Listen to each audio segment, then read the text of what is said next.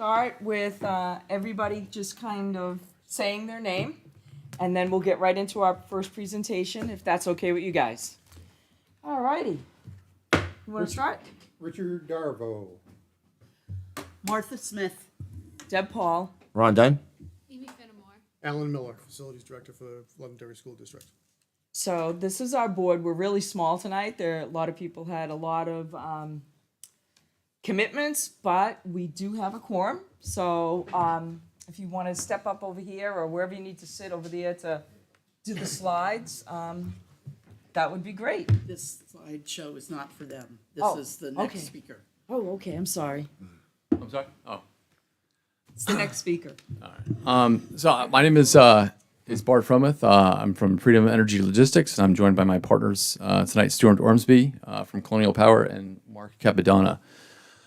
So I guess, there might have been some confusion surrounding the community choice agreement that we have in place. We have a 5-year agreement with the town of Londonderry that's in force right now, that was signed by town manager Kevin Smith. So we're here to answer any questions you have, but to my knowledge, So if we're working with you, what are we getting from you? well, we've been giving regular updates. You've been on the town council for a I while. haven't got one. That's inaccurate information. I've presented to you I'm twice. not telling you inaccurate. I'm saying I, as a counselor, have I've- not got I've- anything. And as a council, it's never been brought up at a meeting for the last 2.5 years since I've been on it.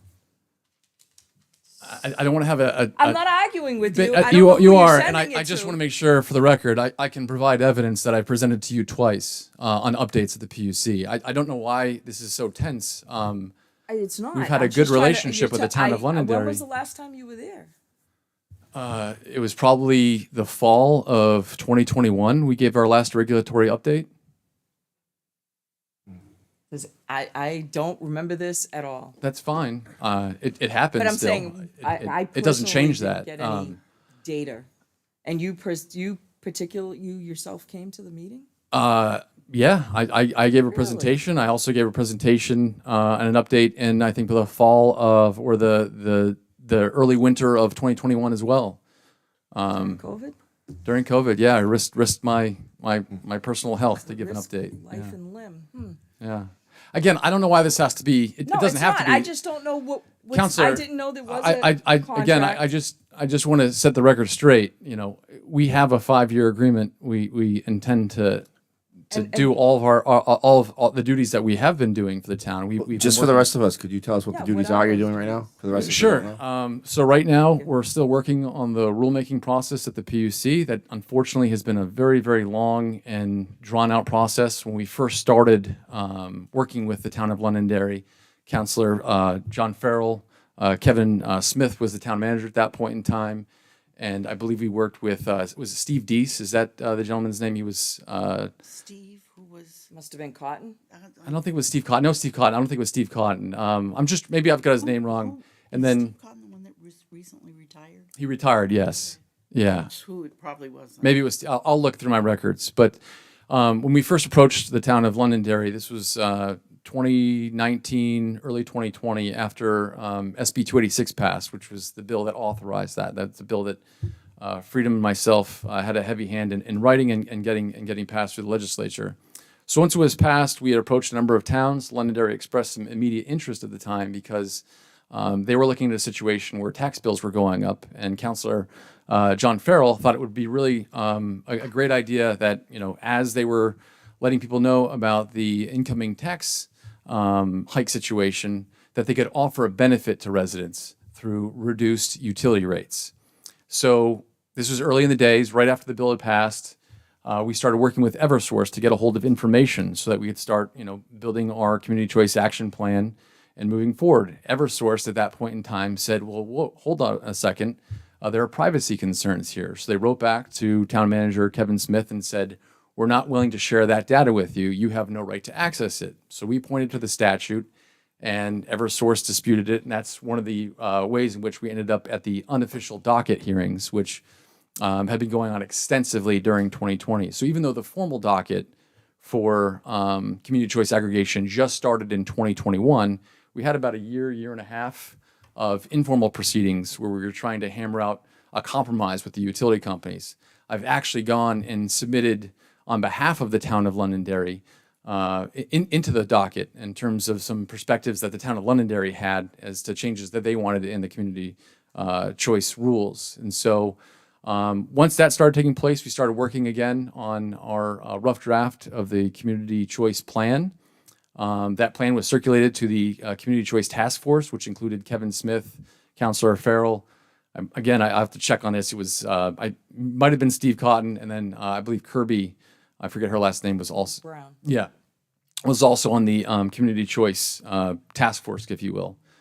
So that plan was approved by the task force. I came back before the town council. When you were sitting on the town council, I talked about the fact that even though we had a plan in place, it was not time for the town council to go and approve that because it looked like there were some changes coming along from the PUC Now rule that you mention process. this, I don't mean to be rude. Now that you mention this, I did mean to, and I wanted to know if people could opt out. I was the council that That's said, correct. could people opt out? I do remember this, but as far as the documents,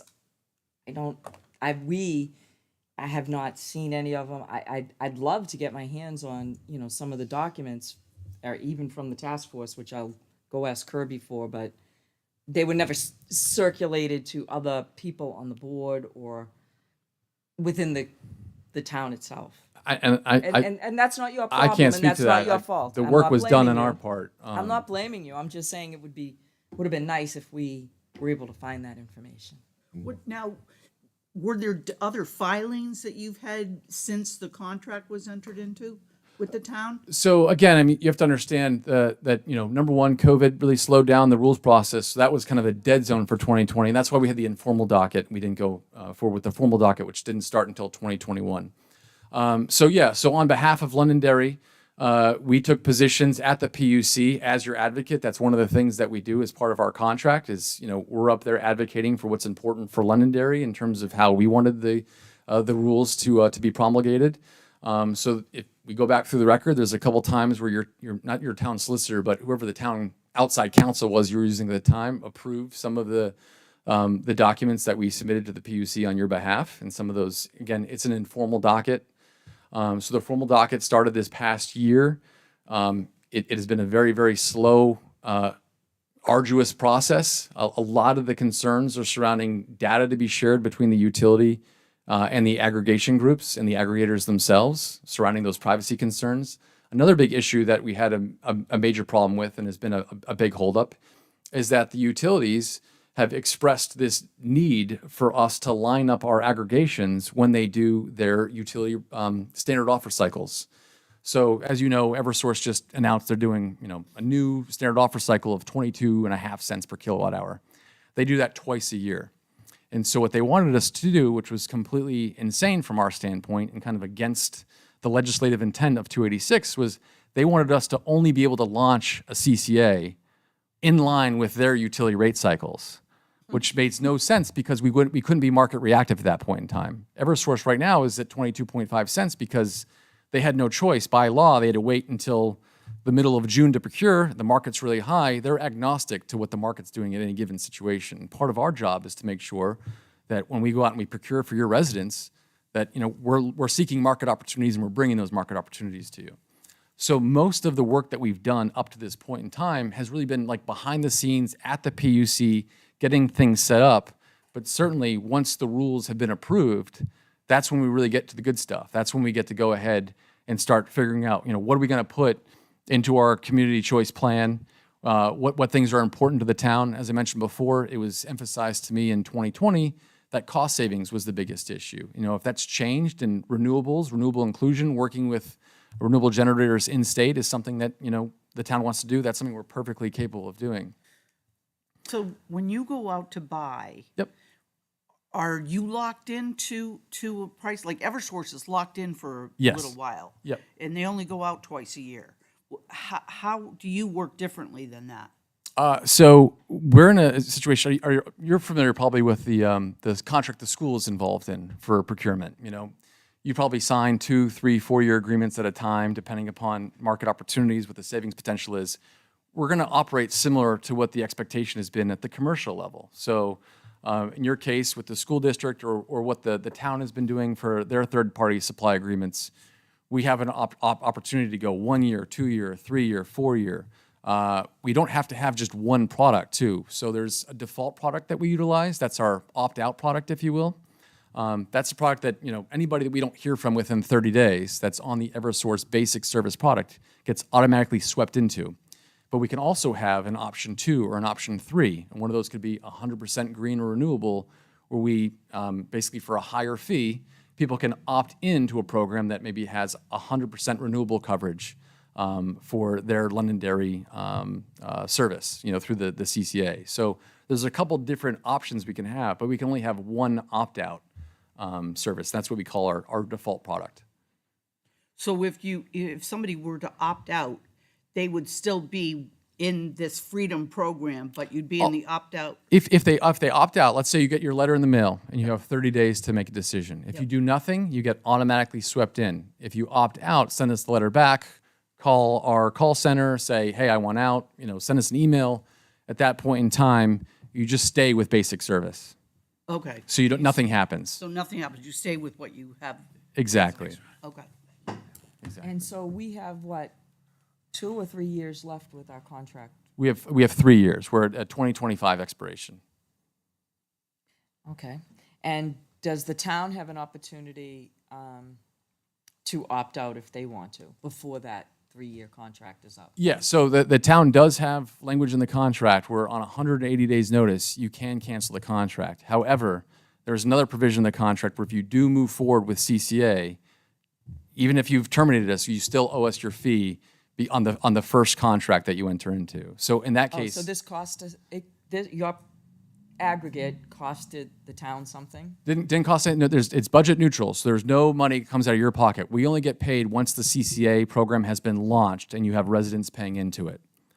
So there's nothing coming out of your pocket. So if the town said, hey, we're not going to do anything until 2025, you don't owe us anything because we get paid through the program. But if let's say that you terminated Freedom and then you went with another vendor, you would still owe us for the first contract. Our fee would have to be embedded in that per our contract terms. So make note of that. We need to get a hold of the contract. Yep. I have the contract. You have their contract? I think so. It's on the town council agenda from 6 June. I remember this. I didn't remember, and then he reminded me that I remembered because, I had no idea that that contract was actually signed and moved forward. I thought it was for just discussion, which I will go back and watch the tapes because I don't remember the council saying, "Yeah, go ahead and move forward on it." I think Kevin might have went forward on it, but I don't believe the council gave any direction. And I will go back and watch the video of that council meeting. And I'm sorry for that, not remembering. That's okay. I mean, one of the things about this So- is that they started this whole idea of doing this before regulations and everything was in place with the state to even give us any kind. I Okay, understand, okay. but I mean, there is a process that was supposed to be, there are processes and procedures, and people are supposed to get copies and know what's going on, so that things like this don't happen. Right. So I have a quick question. Under the current agreement that you have, Yes. when would it start? Like, when would resident get a letter in the mail? So right now, as I mentioned before, we're still bogged down in the PUC rule promulgating process. So you might have read in the paper recently that the town of Keene, the city of Keene, submitted their community choice plan to the PUC for approval, and the PUC actually denied it. They rejected it because they said it was not timely because the rules have not been promulgated yet. So unfortunately, at this juncture, we still can't submit our plan to the PUC for approval until the final rules have been put forth and approved. And so once that happens, and I don't know what your timelines are on that, Sue, what do you think? It maybe, Like when the regulations are going to be Yeah. completed? I don't know. They have a hearings, they, meaning the PUC, has a hearing set for July 5th. Okay. It's possible that they're going to, issue final rules, or maybe not. They may have further work they want people to work on. So I don't know. Yeah, the only town we've heard from so far is Hudson. They came to one of our meetings and said they were working on a plan. yeah, no, and So, and yeah. again, we have a plan. We could provide you with the rough Yeah, rough just- draft of what we've had, the work product and stuff. just to give you an idea. But Yeah. but once the PUC rules are approved, at that point in time, we're a live marketplace. We'll have rules that we can follow. We can start moving forward with our plan. In terms of when we would go out for procurement, I mean, right now, anybody that's paying attention to the markets, there's a reason that Eversource is at 22 cents a kilowatt. It's a terrible time to be buying, and so we want to make sure, and this is very, very difficult at this point in time to know this, but we don't want to put our residents of Londonderry into a contract that will have them upside down for a period of years versus the utility rate. That's going to get things off to a terrible start. And we want to make sure we avoid that, at all costs. So, so let's say we're approved, as Stuart said, on this next hearing that we have coming up, we still might not launch until next year if the markets don't calm down by that point in time. So there'll be some discussions. Now the good news is we can do forward buys. We can take a look at where the market is for 23.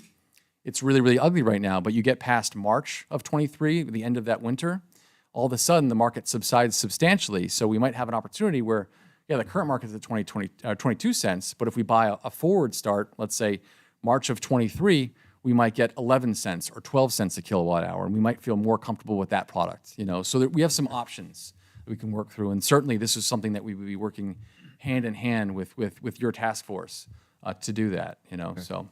And again, just to clear up, I'm not sure that when the Energy Committee was formed, but This year. so we were involved prior to an Energy Committee here. So it's not like we've been trying to avoid working with the Energy Committee or anything of that nature. That's not it at all, but when we asked for documents from departments, we would have thought that would have been included. When we were Sure. gathering. We've had some turnover too, so, and people, because it's been trickling in. Yeah.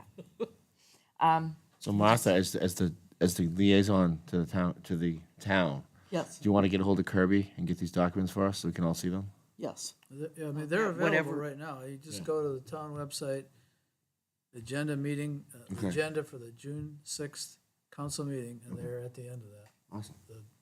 The contract's there too? Yep.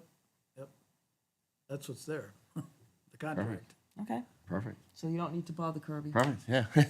And like I said, I can provide you with some of the work product that we've got to this point in time, just so you can see what we were starting with for a community choice plan, what we've been working on at the PUC, just to show you, bring you up to speed in terms of what we've been working on the last couple of years. I think that would be good. That would be very, very good. So- Yes.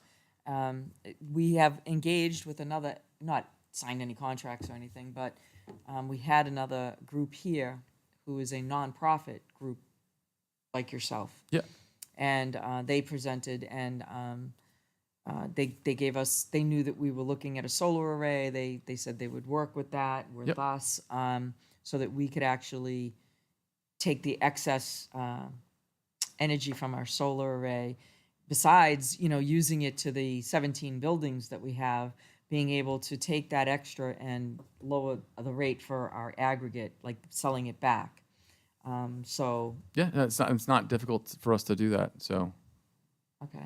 Excellent. Am I? I think the difference I'm No, sorry. go ahead, Martha. It seems to me like the difference between what they're offering and what you're offering is they group a bunch of towns together. yeah, they're So- they're what I call the California model. So California has a model for community choice aggregation that's been quite successful in that state. California typically bundles by county.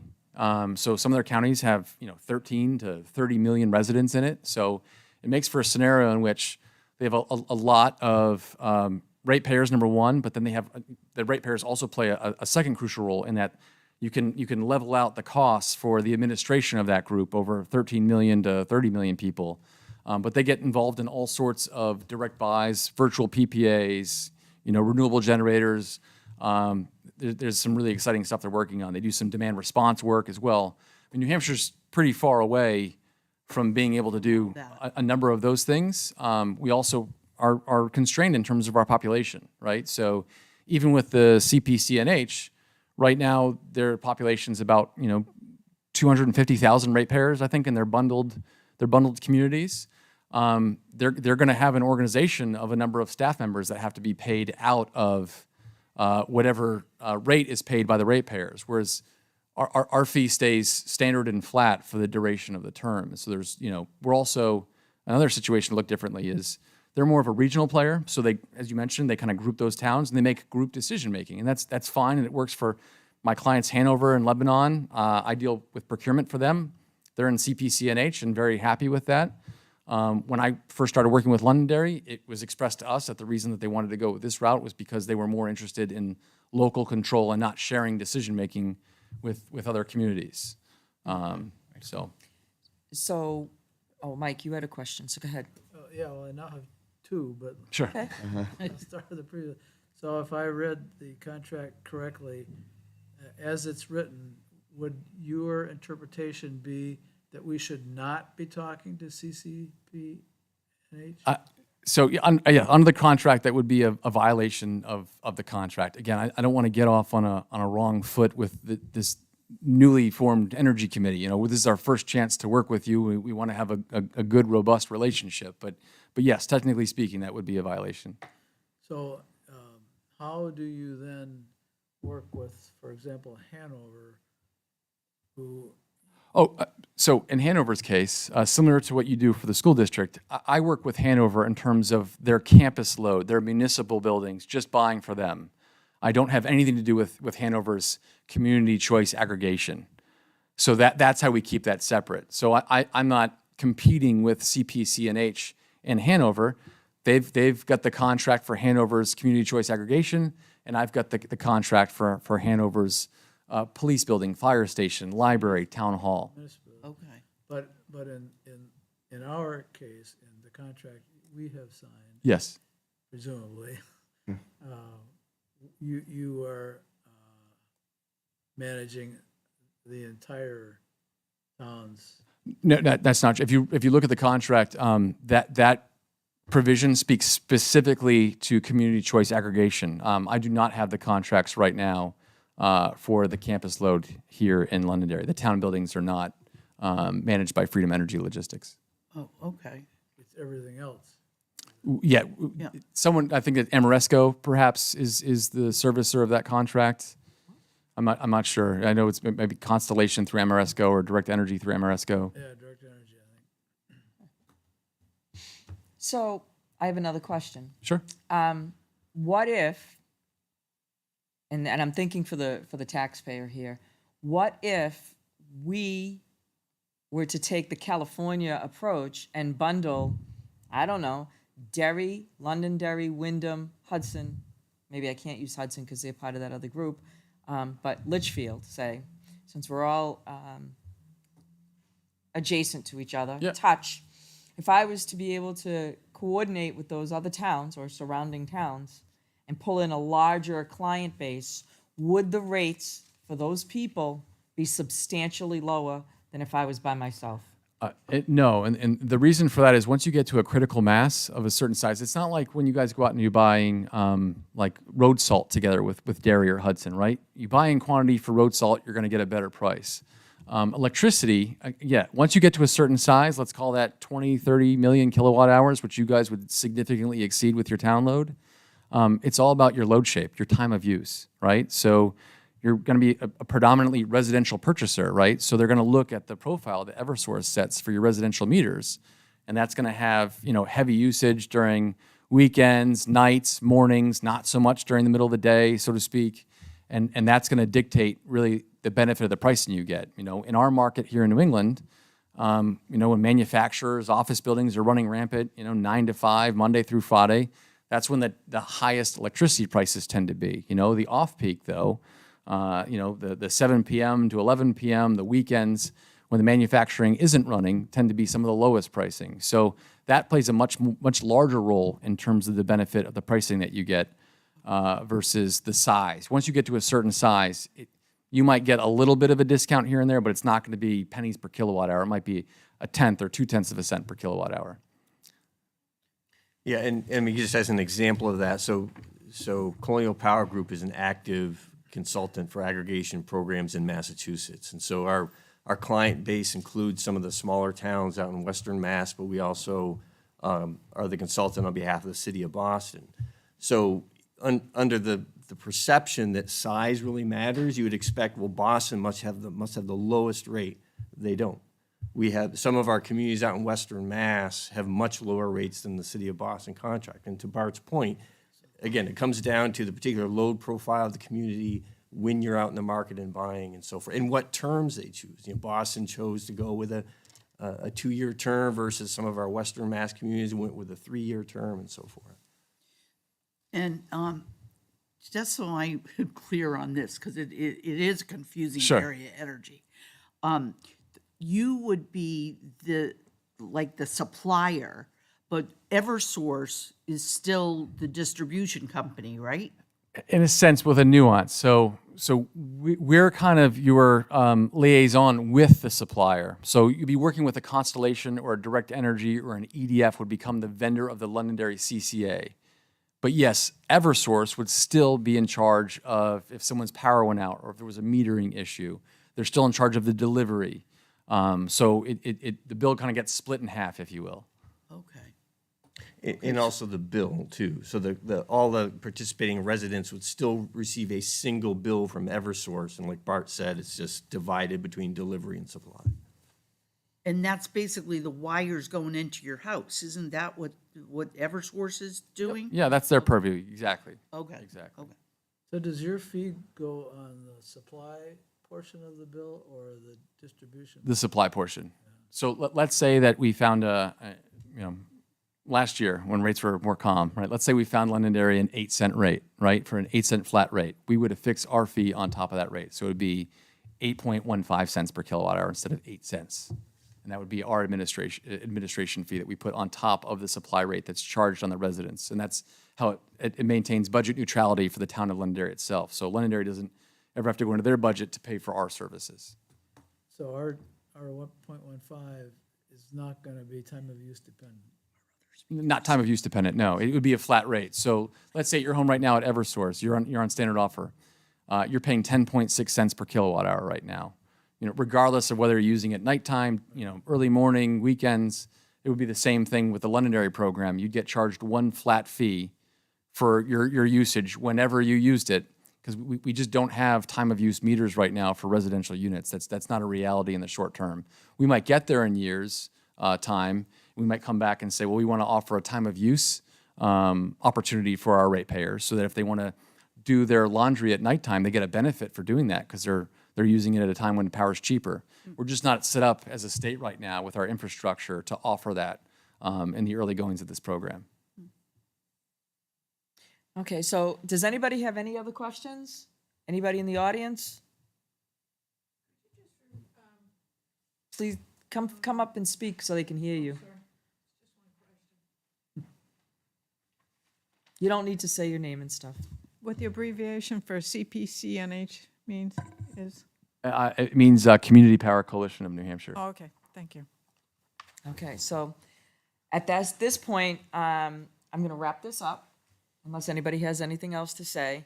We're going to get those documents, and I guess we're going to have to continue our dialogue. And we're good to know that you're there. I mean, we didn't even know you existed.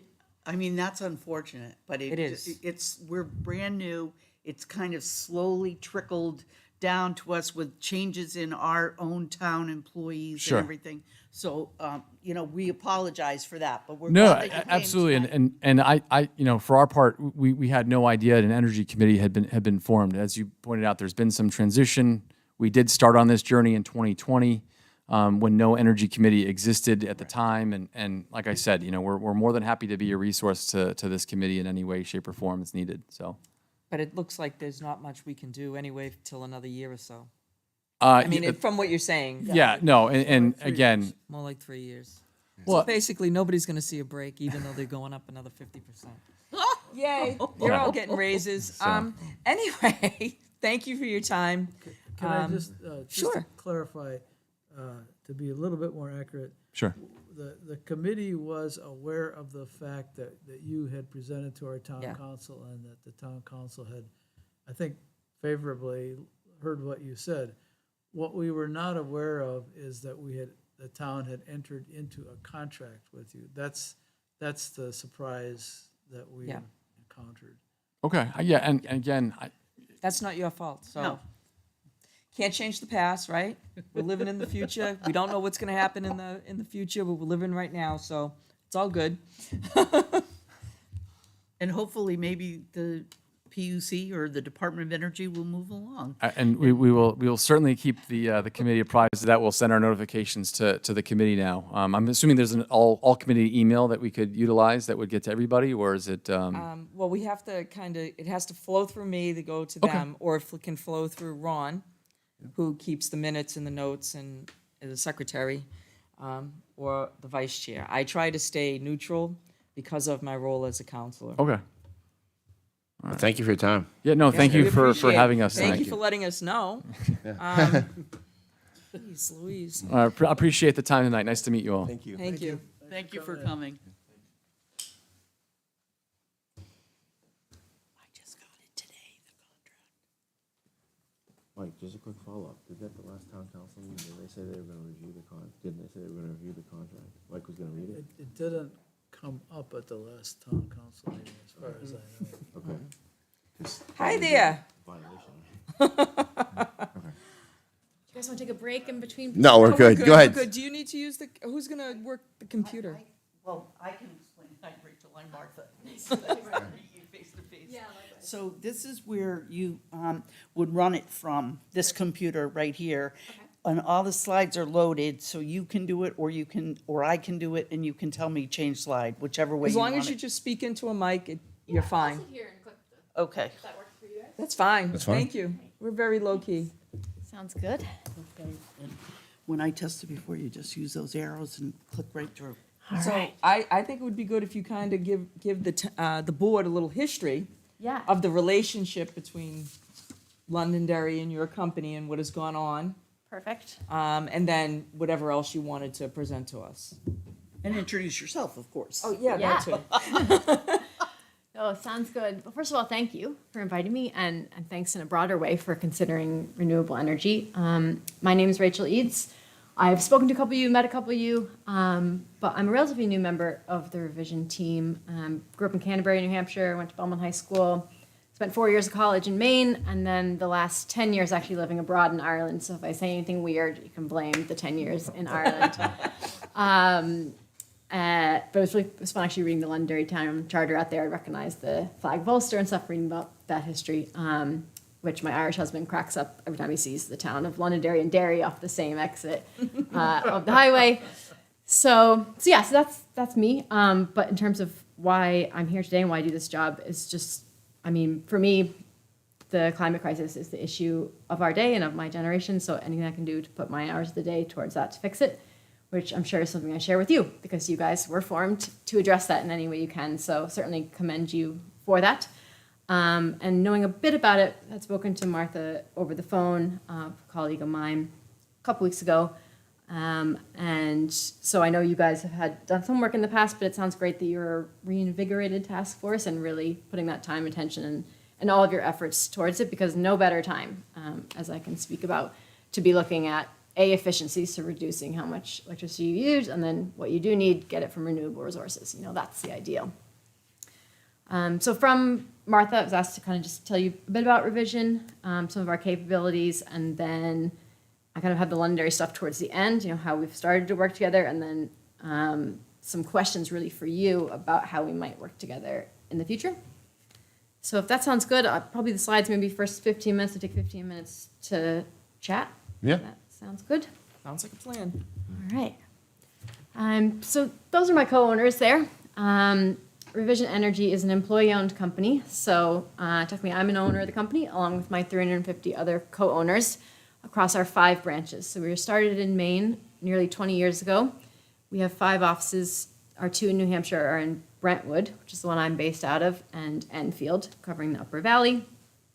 We've installed over 12,000 clean energy systems in the region, majority of those being solar PV, but we also do residential air source heat pumps, solar hot water heating, electric vehicle charging, etc. Very proud to be #1 rated rooftop solar installer in New England. And in addition to being employee-owned, we are a B Corp. So basically, we report to a third party along the lines of things greater than just profit, and hold ourselves accountable to a higher standard, along with a really awesome cohort of other B Corps around the world. Our mission is something that drew me to revision. It's something we all come back to every single day. And like I said, it's something I know we share with you because that's why you're here. But essentially, we exist as Revision Energy to empower our community to overcome the environmental, economic, and social inequity caused by fossil fuels, so our kids and grandkids and beyond can enjoy New England's clean air, water, and land just like we do. So I have 3 slides here just on macro context. A lot of this, will not be surprising to you at all, but just wanted to put a solar project in a wider context. First being cost. We know the environmental benefits, but as a municipality, the town lender, you guys are also responsible to your taxpayers and to your residents. And electricity is a huge cost for municipalities and only going up. So this chart just shows the last 20 years, 2002 to 22. You can see that line is pretty consistent, that trend line, if you go back even 40 years. And if you look at the projections for the next 2040, that rate of growth is pretty consistent, kind of 3% over time. And then I just put in a screenshot there from an article literally this week in the New Hampshire Bulletin. Electric prices set to double. I'm sure you've seen it in the news. Liberty Utilities came out saying, doubling. New Eversource rates will hit on August 1st. So I think anything towns can do, and it's great that you're thinking about this now, the sooner the better, to create predictability in energy prices is helpful. And also obviously lowering them, because the great thing about solar is the source is free. Speaking of that giant free source, I just wanted to put solar in context of other energy sources. So the giant yellow circle in the middle of this slide is our solar energy potential. And the tiny blue dot inside of it is what we need as a world in terms of energy use. So the sun actually provides in 1 hour everything we need for a year on Earth. Now, that would be if we covered every inch of the Earth with solar, which we're not going to do, but that's the scale and just sheer abundance of solar. The other little orange dots are other renewable resources per year. So you've got tidal, waves, hydro, wind, biomass, and those are all part of the picture. In the gray circles, excuse me, we have non-renewable resources, and that's total known reserves, not just 1 year. So you can just see the scale of renewables per year versus total known resources. So we really need to conserve and move away from those gray bubbles, excuse me. And luckily, solar is such an abundant resource, it'll help us to do that. And the final macro piece I'll just put in your brains, and this is sort of a selfish plug for more people to join the mission, but workforce is another huge issue coming down the line. With Electrify Everything and the movement that we must make today to move away from fossil fuels, we need the skilled labor to literally make this happen, to build the power plants that will power our future. And we are doing everything we can. We have the Revision Energy Technical Center. So shameless plug, if any of you know, anyone you know wants to be an electrician, any of you want to be electricians, we have a really cool model. We kind of saw this coming a few years ago, and you can get your electrical apprenticeship onto your journeyman or master's license while working at Revision and trained specifically in solar technologies.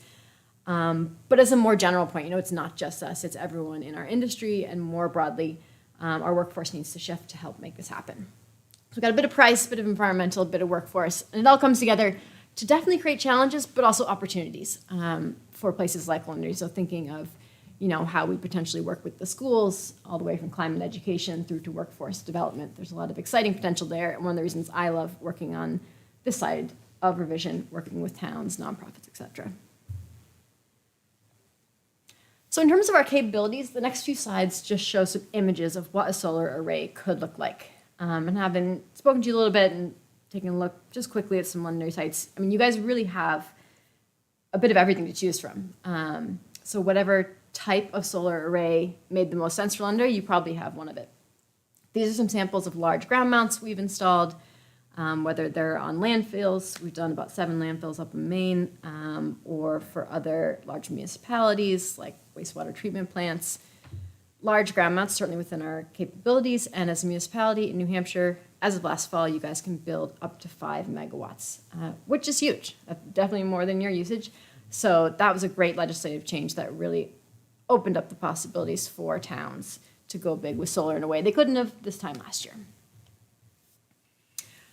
Rooftop arrays compared to ground mount are actually cheaper in general to install because you don't have to build a structure for the solar panels to sit on. So I have some slides later on. You know, we've done some awesome commercial solar installs within Londonderry, Wire Belt and Bellavance. But these are just some examples, Wire Belts in the bottom left there, of what those rooftops can look like on a flat roof. So we tilt the panels 10 degrees and space them so they don't shade each other. And we find that works best in our New England climate. And rooftop arrays are also great because other than, I suppose, keeping you dry, your roof's not doing much. So if you can turn it into an income generating asset, all the better with an existing structure that you already own and maintain. These are just some images of pitched roofs, which is a different type of install. So instead of that ballasted racking you saw on the flat roofs, these are flush mounted to whatever pitched roof you have. South facing is great, but east and west are good too. North, not so much.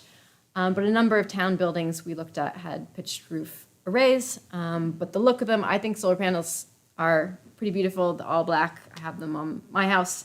And they're getting more and more common. I know myself as I drive around the state, you just see panels everywhere these days, particularly when you start looking out for them. So aesthetically on pitched roofs, on flat roofs you can't really see them, but aesthetically on pitched roofs they've come a long way and I think fit really nicely. This just are the other main components. So when we talk about a solar array modules, obviously people think of solar panels, but the inverters are actually the workhorse of the system. They are what convert the DC electricity to AC. So sun shines, excites the electrons in the panel, produces direct current. We need to convert that to alternating current in order to use it for anything we plug in our buildings, kind of our normal day-to-day electrical usage. So inverters can be inside, they can be outside, they're rated for both, but they are really the key component of the system, in addition, I suppose, to the racking. And this is just a sample of what they can look like on roofs, in utility rooms, on the outside of buildings, or on the back of a ground mount.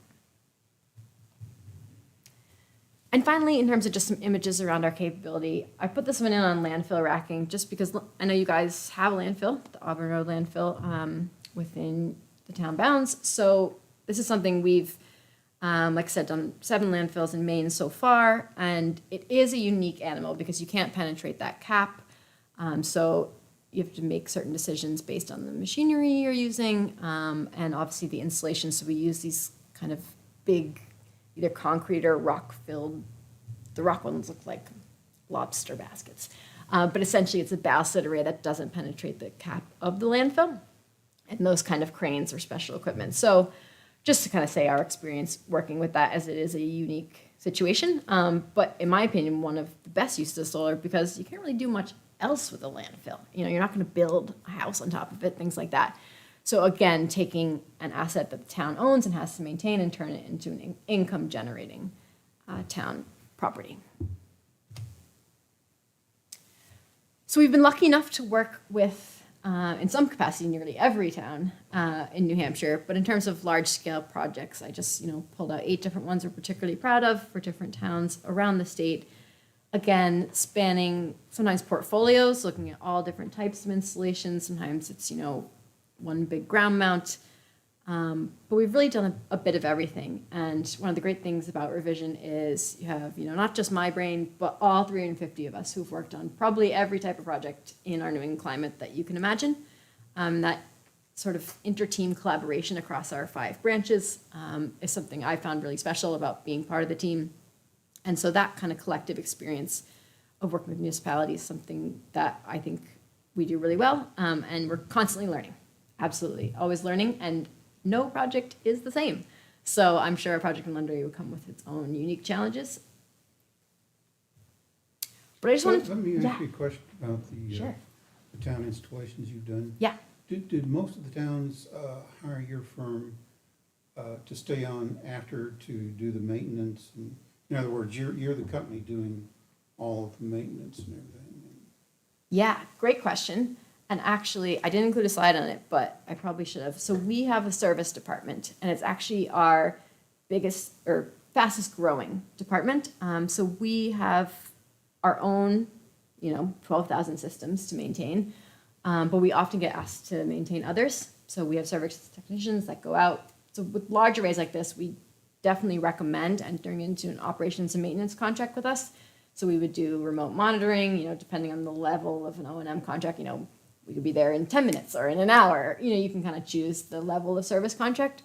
It's not required, it'd be optional for the town, but definitely for large systems, we do recommend having operations and maintenance contracts. There's a lot of technology now, like I can check my phone, see how the panels on my roof are doing. So there's a lot you can do yourselves. But for these large scale things, having our guys come out and do the regular maintenance is definitely recommended.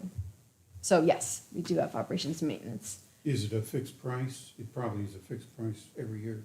Yeah, so it would be a yearly cost, and it's either based on a cost per watt or a fixed price, kind of depends on the project. But we could lay that out for you, and when we do our modeling, we show you a cash flow over 40 years, which is the commercial lifespan of the panels, and we can say, this is what your operations and maintenance will cost every year, and you can factor that into your thinking about the project.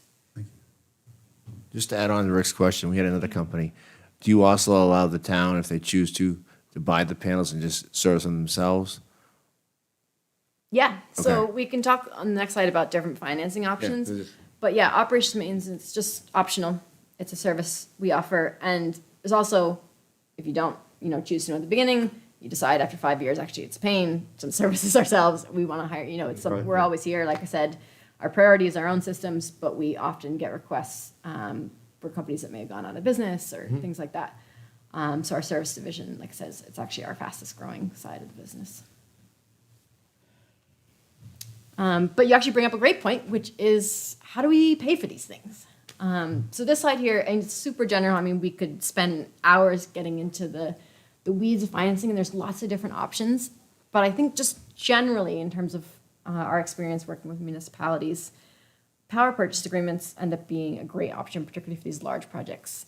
And so a power purchase agreement, or PPA, if you've heard that term, essentially that is where a third-party investor owns the array at the beginning. It's hosted by the town, and then that investor is allowed to take the tax credits. So the way solar is incentivized in the US at the moment is through tax credits.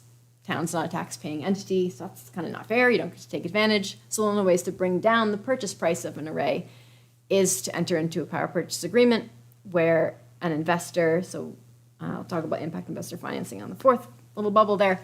Basically, the investor owns the array, is able to take those tax credits, and then is able to sell it to the town for a lower price.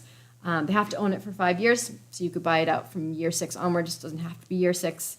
If you're kind of putting aside money for it and it takes till year 7 or year 8, you can remain in the PPA. And I think another great thing about PPAs that often, our towns and nonprofit clients that we work with, again, non-tax-paying entities to take advantage of this, is certainty. So you'll have laid out and know what you're paying for electricity. Obviously, we're in a super volatile time at the moment, so entering into a contract to purchase the power generated by your array also gives you that budgeting clarity. But ideally, you're buying it out. So ideally, you are becoming the owner of the system as soon as possible because you get the best value once you're the owner. We also work with non-tax-paying entities that end up going for loans, some solar-friendly loans out there. And, whether it's raising money for a down payment to pay down that loan to match the energy savings. We can talk about a lot of different options, but PPAs for large municipal projects have been the bulk of what we've done for towns, except for maybe quite small arrays with towns that they just chose to purchase those outright. Next point, or please stop me if you have questions, because I know this does get into a lot of detail here, and it's a lot to try to fit on one slide. But the next kind of financial aspect to think about with solar is net metering. So you guys may have heard that term. It's basically you get paid for the solar you produce, not quite as much as what you buy it for. The utilities essentially take a bit of a haircut for their maintenance of the lines, things like that. But you do get paid per kilowatt hour. It's a dollar amount credit on your electricity bill, and you can group net meter, so add all the different town meters together and offset, hopefully, all of your town usage if you had a landfill-sized array, for example. Renewable energy credits, again, probably don't need to get into this level of detail today, but it's another way to generate money. And just a note on the PPAs, the RECs would sit with the owner of the array.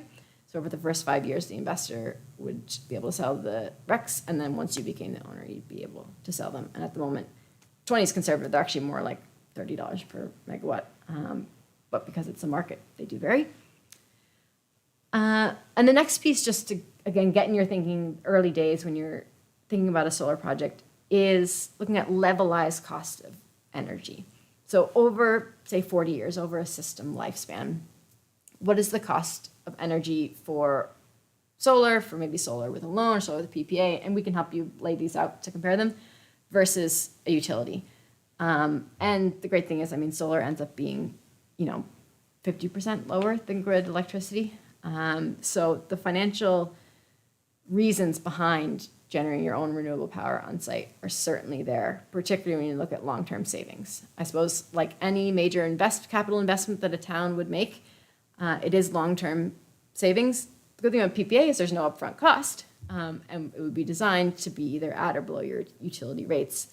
But the idea would be that you do invest in capital to buy out that array, potentially at a lower price after year 6. But the long-term savings is when you get into the hundreds of thousands, potentially millions of dollars over the commercial lifespan, which I've mentioned is about 40 years. The panels would be warranted for 25. So we usually set up a PPA to max out at year 25.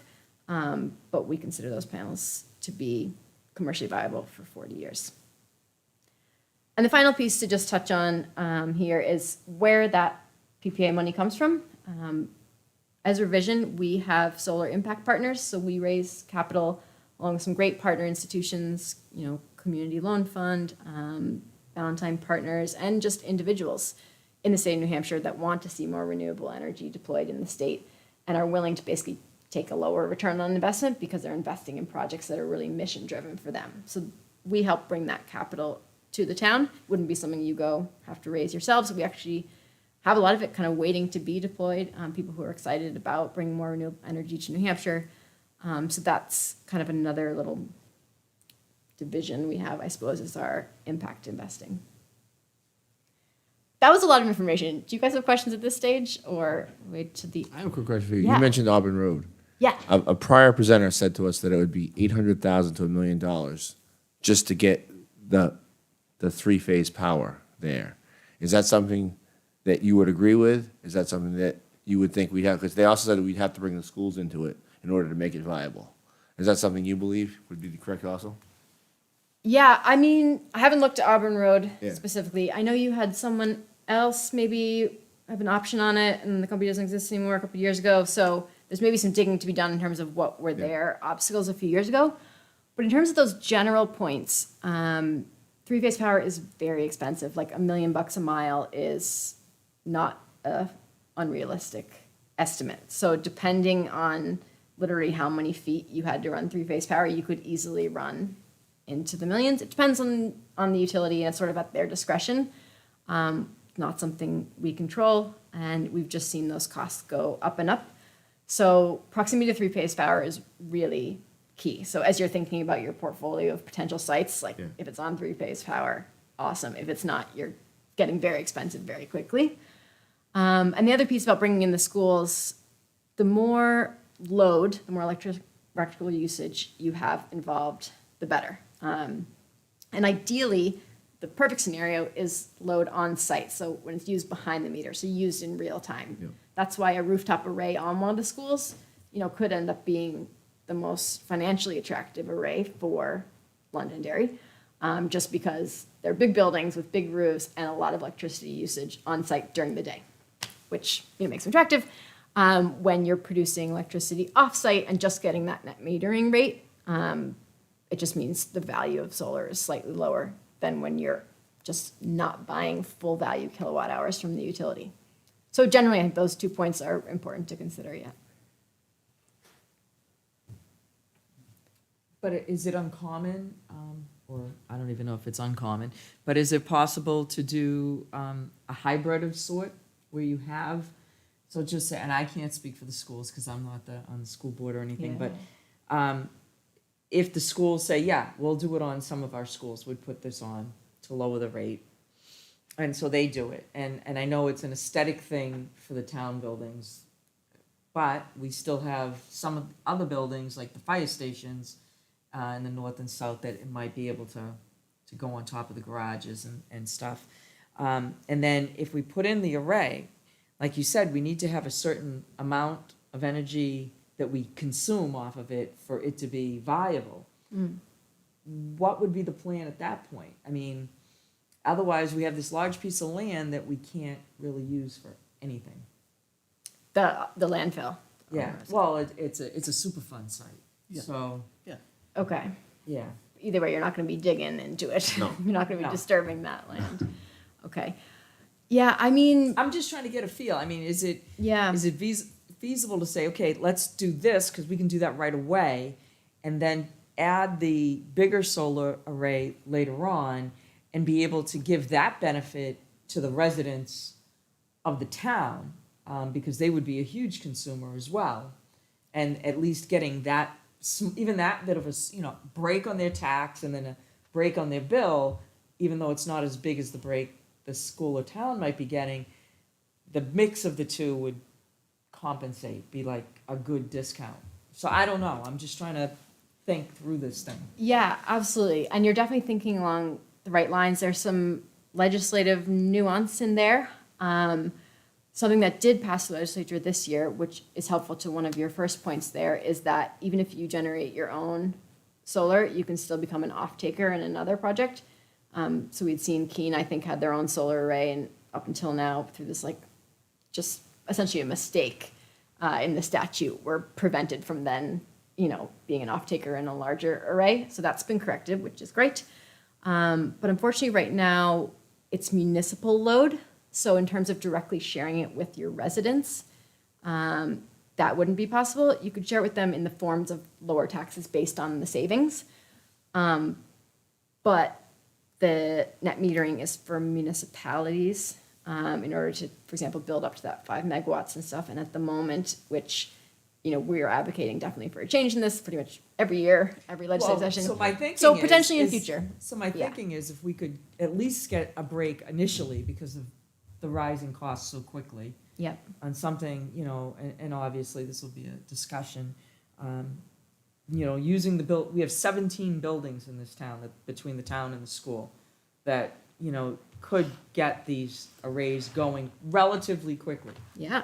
to have an initial cost savings, right?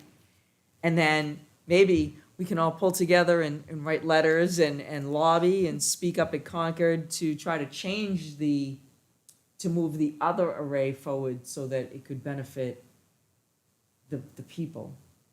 Unless we could figure out a way to sell our stuff to a town that doesn't have the ability or the buildings to put on any solar, and I don't know if you could sell it to another municipal.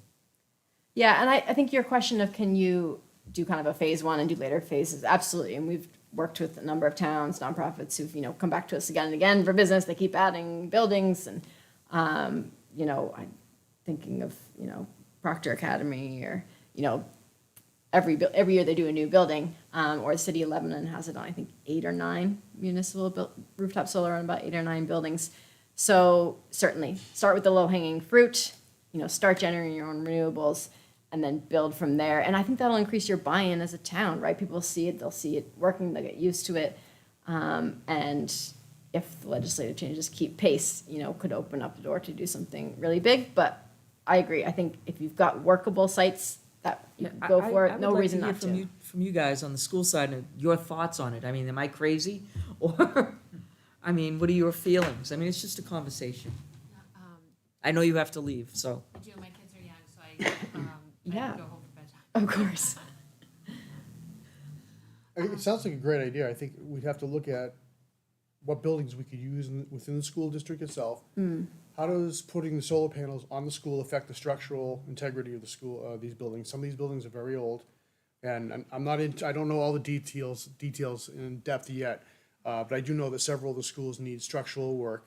Even just like Russ replacing the roof at Matthew Thornton this coming summer is going to require a little bit of that, even though we're reducing the load. So if you're putting for the sake of argument, and I'm just throwing a number out, say 60 panels on a roof, will that require structural reinforcement? Who determines that? Do you have an engineer come in and go through our schools? Do you work with an engineer through the district? How would you proceed with that? Yeah, great question, and it's one of the first things we would assess. Take an initial look, probably pre-contract, you need to be up there, and if you're replacing roofs anyways, awesome. If the rate's gonna be up there for 40 years, you don't wanna be putting on a roof that needs to be replaced. So when you're freshly replacing your roof anyways, great time to consider solar. If not, putting solar in your mind for the plans for when you are replacing the roof. For example, if your roof is really busy and has a bunch of HVAC units on it, could we actually consolidate them over here and then have a bigger contiguous area that has great sun exposure? So kind of that pre-thinking with solar in mind.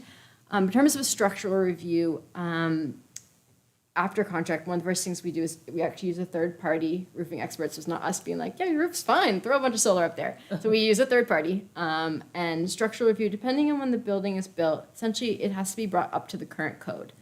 So if it was built 50, 60 years ago, it would have to be brought up to the 2022 code. And then solar adds a couple of pounds per square foot. So sometimes, depending on when the building was built, that can be a big jump. But something you'd be wanting to do anyways if you were doing, say, a roof replacement, you'd have to bring it up to code. So that's kind of the one thing to keep in mind, depending on how many years back you are from the current code in terms of just snow load, things like that. We want to make sure there's no damage. But yeah, for our own process, we use a third-party roofer after contract, but one of the very early steps, because that way, and it's happened, towns, you get up there, you thought it was fine, and actually it needs to be fixed. Sometimes it's a case of in a membrane roof, just resealing the seams, and then you're good to go for another 20, 30 years. Sometimes it involves full roof replacement, but usually it ends up being one of those, well, we were gonna have to do this anyways in the next 5 or 10 years, and then solar was kind of the impetus to So when you make start that. this process, would you be coming through the schools, looking at all our surface area that we could actually put a panel or something onto? And then getting back to, looking at the town buildings, saying, well, you guys can do this many, we can do this many, and then combined, come together with some kind of a project?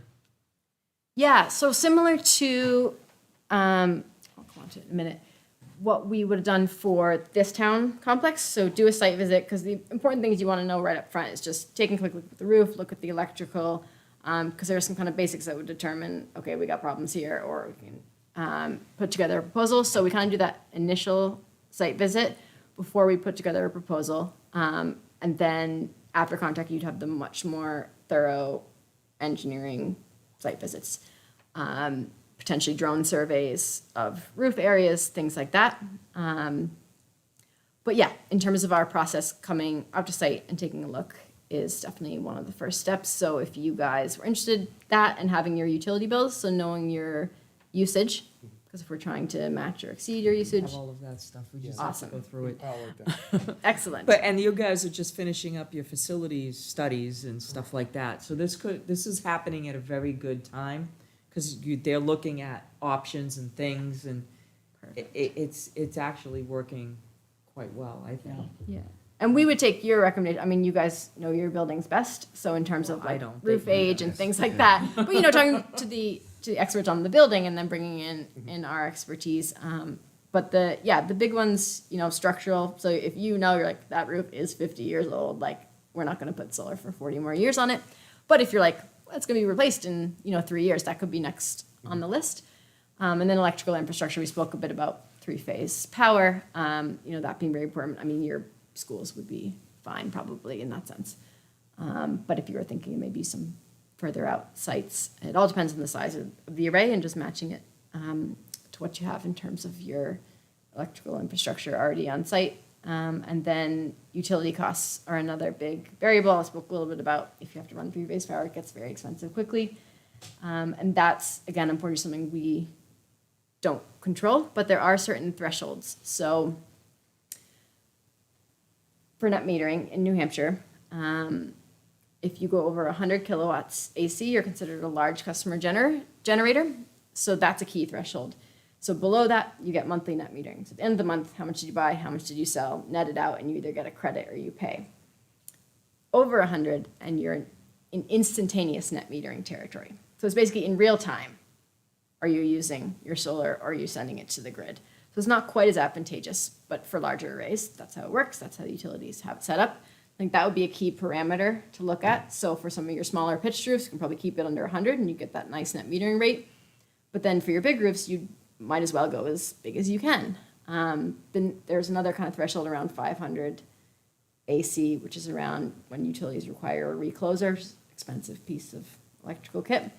And then the next threshold would be up to 5 megawatts if you wanted as a municipality. So we would take that into consideration as well, just because it would impact the financials. You know, if you cross these thresholds and add costs, you know, if you're going to cross it by a few hundred kilowatts versus, you know, sizing it appropriately. So it would all be site specific, but that would be something we would think about when we come to site as well. Yeah, thanks. Rachel, could you say a little more about how we would combine those? I mean, let's say we have 17 buildings and 10 of them have arrays on them because it, you know, that works out to be the best engineering solution. Some are municipal in the sense of town pays the bill, and then, you know, some are school in the sense that the SAU pays the bill. We talk about net metering. Are we individually net metering each of those buildings, and then is it flowing through the appropriate one of the two accounting departments? Or, you know, how's it work? It's a great question. And I think my starting answer is it depends. Unfortunately, like the least favorite answer ever. And it's one I'd have to probably speak to my colleagues to see if they could give me some examples of how we worked on towns where we've done portfolios.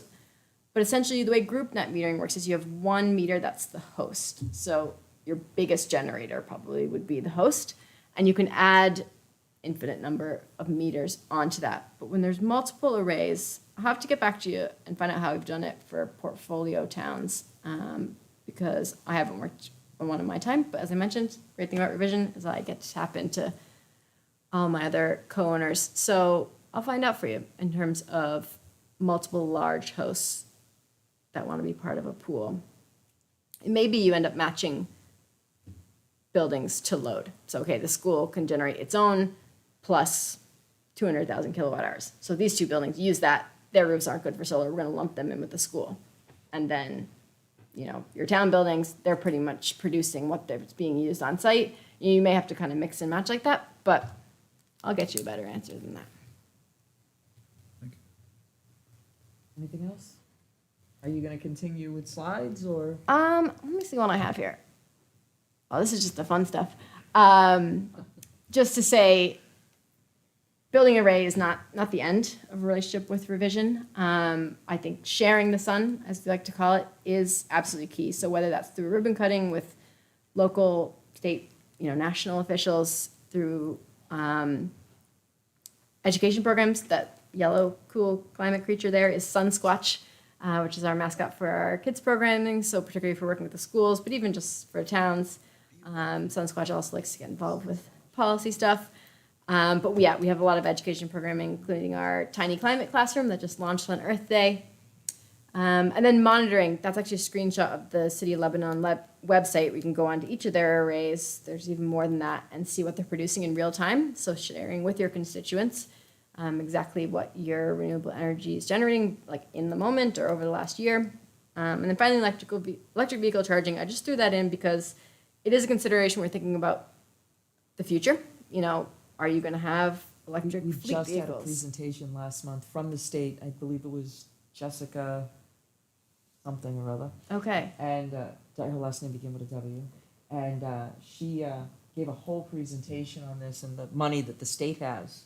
Yeah, there's some VW money. It's the 93 corridor is a priority.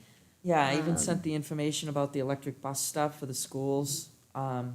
to Yeah. those guys, because it's really kind of the way everybody's being kind of led down that path. I don't think it's going to happen overnight. I don't think you're going to get rid of gas that easily, but it's definitely if there's a way to take advantage of getting it going with funding as opposed to taxpayer cost, that's always a good way to Take look the at free it. money for sure. Yeah. Absolutely. But that's awesome. And it's like the way of the future. I mean, I could definitely talk about EVs as well for a long time. But it's great you're thinking about it. And it is certainly something that would increase your electrical load. So if you know, say, okay, we have this plan for electric buses, you could factor that in, build enough solar to cover your future electricity uses. Well, that's why I was saying. Yeah. Start with the roofs, then go to the then you could really. Yep, and it depends on your goals, and that's actually, I'll just flip over just briefly, wire belt and Bellavance, which Bellavance actually was the largest array, rooftop array in the state until we turned on Associated Grocers a little while ago. So there's some really cool kind of proof of concept right within the town bounds of Londonderry. Like, look no further than these business leaders who gave you that case for why to invest in your own renewable power generation. So this quickly, this is the previous design we did for this complex, for the library, the police station, and the town hall. That was from just over a year ago. So we had this laid out. So in terms of what's low-hanging fruit, we've already done the site visit. We've already looked at everything. I mean, this is kind of a pretty ready-to-go solar project. I know we hit a few barriers last time in terms of having visible solar. But if that's something that's changed, or for you guys finding out internally what those barriers were. But this is, pretty fully worked by some of the team about 18 months ago. There's no solar panels on it. I know, but I'm just saying it's funny that it's there and it's not there. Okay, I'm sorry. Which one's there, not there?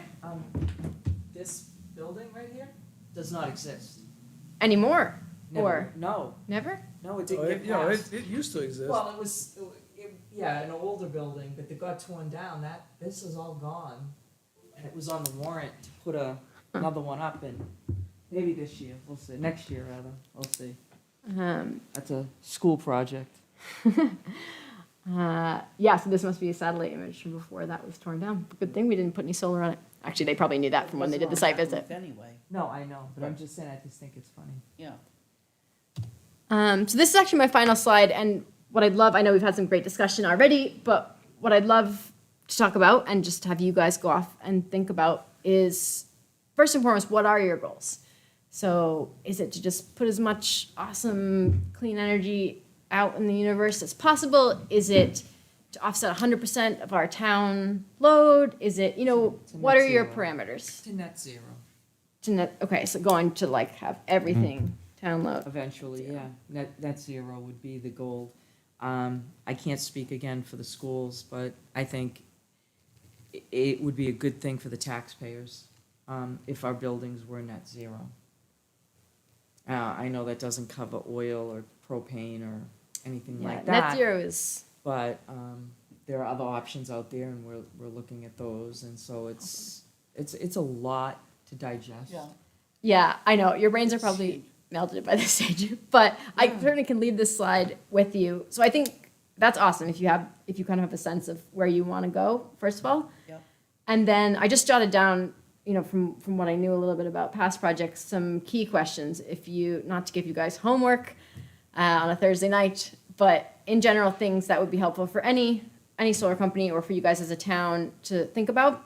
So for the town buildings, we have a pretty ready-to-go proposal, but asking I know new task force, there's always change in personnel. So today in 2022, would the Heritage Commission support visible rooftop solar?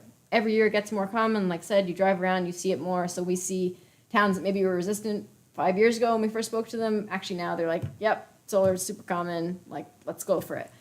So that would be a question to suss out internally. Okay. In terms of the schools, it's awesome you've gathered utility bills. That goes they for just- everything. But the age of the roofs, as you mentioned, really key first step. Somebody would have to reach out to Dave. Well, this is the man that does No, but I the mean schools. Dave for the town roofs, because Oh, there oh, are for the town 17 roofs. buildings in the town. Yeah, Yeah. that a lot of them are newer, though, much Because more. there's the DPW, there's the library, the senior center, the Lions Hall, the 3 fire stations, plus, you know what I mean? So there's a lot of buildings that need to be looked at, and they're all in different parts Town. of the town. Yeah. So there's a lot of that, that you guys that you probably already know or could find the person to ask in terms of those initial questions. There's some things that could quite easily either say yes, pursue, or no, don't, which direction the roof is facing, things like that. And we can also look on satellite and help you with The that. other thing to look at is how we're heating our buildings. So if if our oil burners or gas burners are getting old, right? And we're gonna be looking in the near future in replacing them, right? To looking at heating with electric, if we can get the energy to heat, it would be even better. I don't know the ages of the oil, so that should be another question. What are the ages of our heating systems? Old. Okay. Some of them are actually already scheduled to be within the See, next few but years. you know that for We're the, coming to that point where something has to be done at every school. but that's something, I don't know about the town stuff. I Right. don't know. Right. So And that's a nor do I. question for Dave Yeah. to find out so that we can include all of this, because that then changes the amount of energy, what puts us in maybe a different level, which is better for the net zero, which saves even more money. There's also a building by building analysis of whether a heat pump is feasible, a small space versus a gymnasium, for example. Okay. In order to size our array correctly, we need to know how many potential heat pumps we'd be. Should write that down. Potential heat pumps Do- for Dave. Is there information, Mike, on how heat pumps work in this part climate? Rachel can tell you a lot about that. That is not an issue. Our climate is not an issue. Our climate is not an issue. No, not for the technology that exists today. Okay. The issue, the bigger issue is the spaces. Like this room is one thing, but the LHS gymnasium is another. Generally, correct me, Rachel, but heat pumps can sometimes just be a supplement to more of a baseload system, right? Yeah, and to be honest, we focus mostly on residential heat pumps, so we wouldn't be a contractor for big spaces like gyms. So our expertise more is in homes. But even then, we would consider them supplemental for those 5 days a year when it's crazy cold. And for a lot of people put them in when they're putting on an addition, for example, to their house. They'll add a heat pump. But they're amazing technology. They're heating and cooling all in the one. And if you can power them with solar, even better. So yeah, definitely know a little bit about it. I work more on the PV side, but our expertise is in residential. But I'm sure there are contractors out there that do it on a commercial scale. So you weren't at our last meeting, Mike, but Dave was here, and Dave kind of gave us a little bit of a presentation on what he would like to see. And I don't know if you saw the meeting, but Dave was talking about hopefully working with the school and having a master brain, for lack of a better word, And they and have it. operating, The school managing. has it already. Yeah, for us to have the same kind of thing as you do, incorporate it into a master brain so that this master system, I guess you can control by phones, and timing, so that this room, what happens is it gets really cold because there's nobody in here, and then they jack the heat up, and then they end up cooling it down, and that up and down but this thing keeps it can be programmed. There'll be a meeting at 7:00, and you can cancel that meeting so that the heating system knows, that meeting was canceled, I'm not turning on, or cool, I'm not. Right.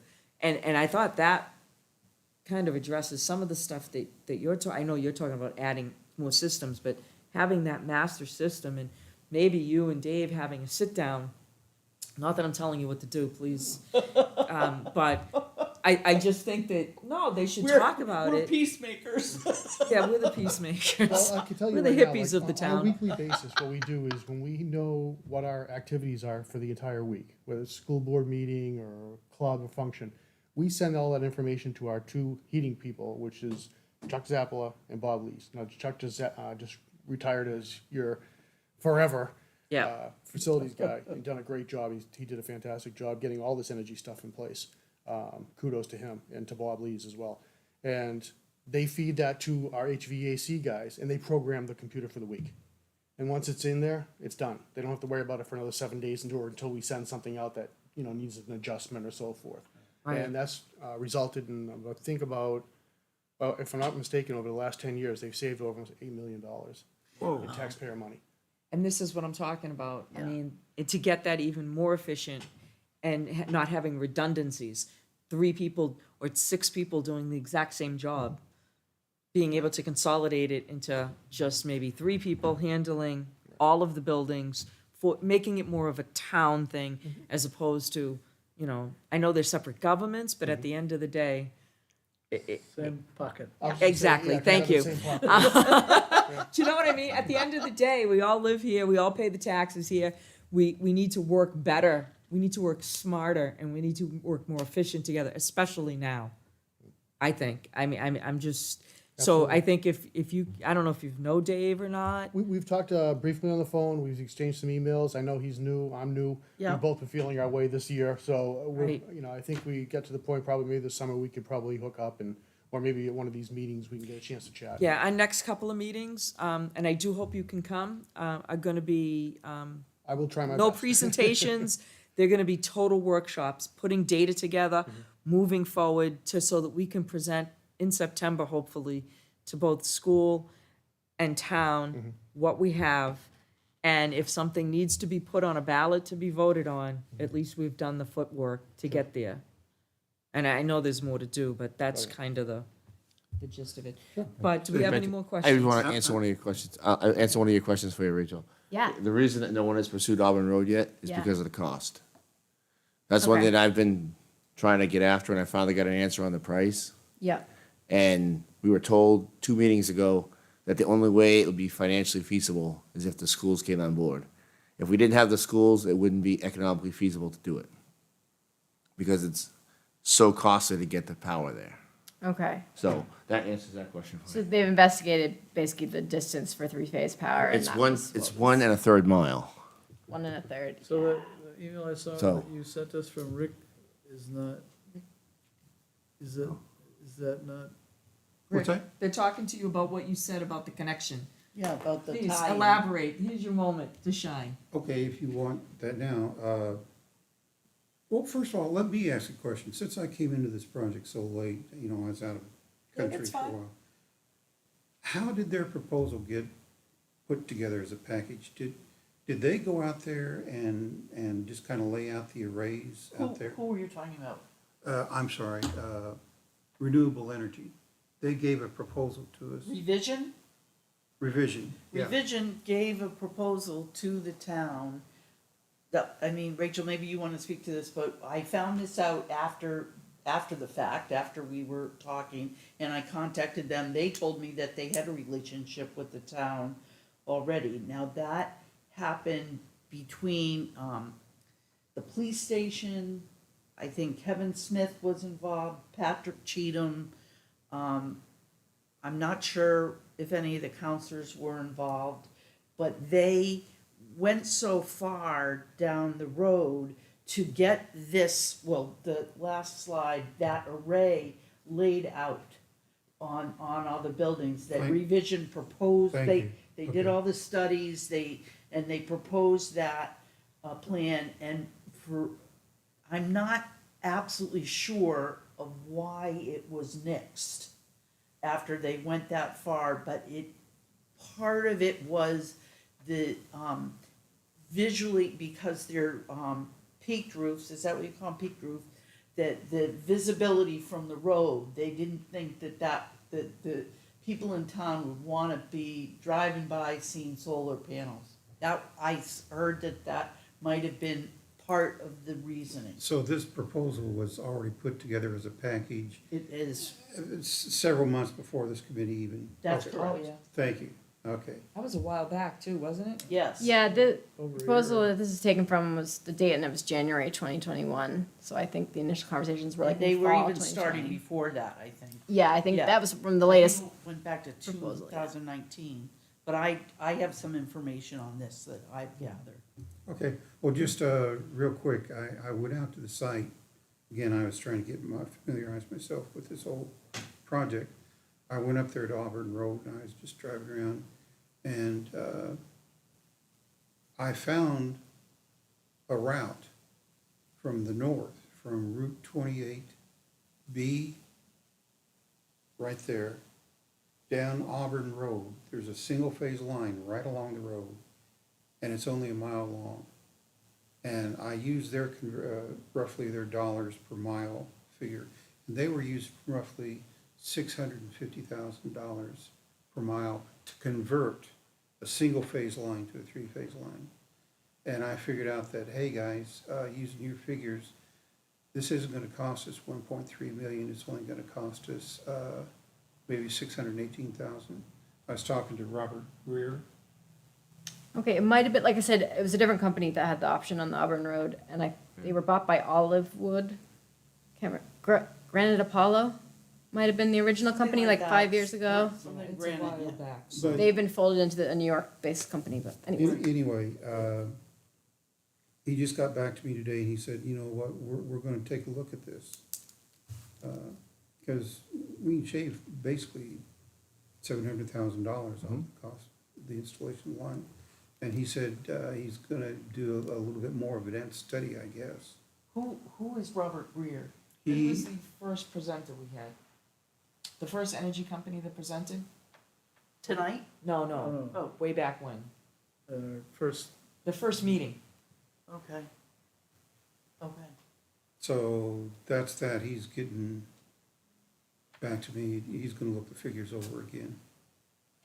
So that's what we're doing. We're, Yeah, just so awesome. you know, we are talking to other energy companies. Yeah, of We're course. getting as much data as we can, trying to find out pros and cons to each one, values and maybe not so much value of each one. And at that point, that's what we're gonna do over the next 2 meetings, is put all of that data together, compare them, and then, come up with a presentation to the to the council and to the school board to say, we've looked at least 4 different energy companies now.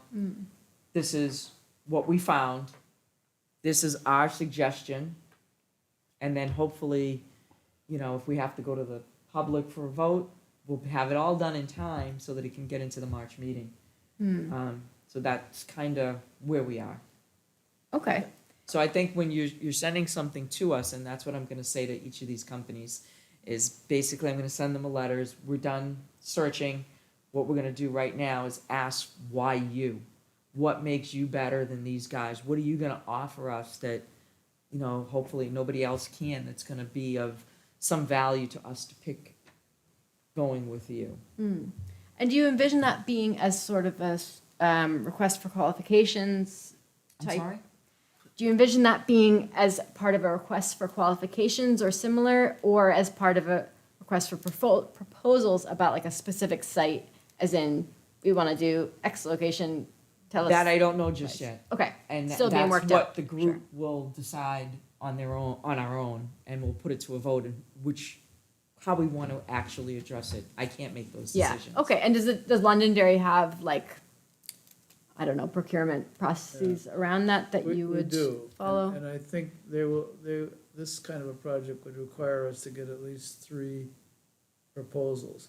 But this body, I don't think has the authority to request proposals. We could request qualifications. So Yeah. what we would do is turn over the results of that request to the town council, who would vote to authorize the town manager to initiate a procurement. Right. And that same thing would happen on the school side. But we would, as part of the RFQ, we would put together the specification package for them to quote on. Yeah, Yeah. yeah, we have to do that. And then a warrant article for March. Well, depending on what the boards say. Yeah, I and if it's a can't predict PPA, what they're then gonna that say. wouldn't be necessary, so it would depend on. Yeah, and we've seen towns do a lot of things, like sometimes the best route is like, I mean, like I said, we've seen it a bunch of different ways, but sometimes you can write the warrant article pretty generally, as in like, do we authorize the Yeah, right. leadership of the town to go for a renewable energy project, like as broad as that. And sometimes it's very specific, do you authorize X vendor to build X size, quite specific, but then the problem is if the project changes, you've now gone beyond what the voters agreed to, so the more general, the better, depends on how you guys would wanna craft it. But yeah, I think if you want to keep us updated on your process, like feel free to keep these slides handed around. If there's anything you need from us or even just any questions, obviously we'd be happy to help you think about it more. We appreciate you taking your time to come and fill us in on everything Yeah. and do the presentation. Thank you very, very much. And I think that, like I said, I think we do have enough. Now we have 4 people. And I think that we've exceeded what we're supposed to get to 3. And we're gonna, we got a lot of data to We do have a digest. lot of data to digest. I bet. And yeah, the more, I think, like, is it, I think probably the more you know yourselves. So any of these questions that you can answer will just help you be better informed in terms of asking the right questions of your potential vendors, and doing some of that kind of initial. So the last point there that is just in terms of a rooftop or a ground mount, what are the things to be thinking about? So roofs in your portfolio, do they have a lot of load on site? Few obstructions, young roofs. If it's ground, is it close to 3-phase power? Is it open? Is it dry? Things like wetlands can easily sideline a project. Any things like that. Just good for your thinking. But if you come across any more specific questions, feel free to give me a shout. Kind of give you a steer. Otherwise, yeah. Any more questions right here today that have popped up while we've been talking? Anybody in the audience? Do you have a question? Ms. Chamber? Don't come running all at once. No.